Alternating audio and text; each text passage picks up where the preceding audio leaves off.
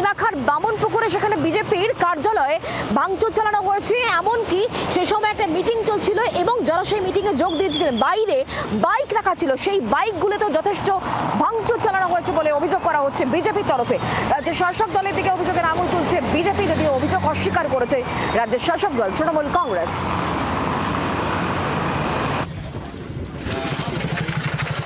মিনাখার বামনপুকুর পঞ্চায়েতের 94 নম্বর বুথ, সেই বুথে আমাদের একটা পার্টি অফিস আছে, ভারতীয় জনতা পার্টির পার্টি অফিস। সেই পার্টি অফিসে একটা মিটিং চলছিল।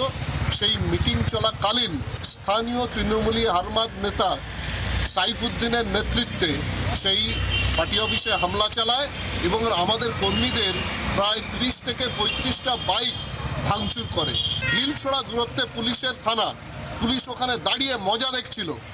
এর তীব্র প্রতিবাদ হবে।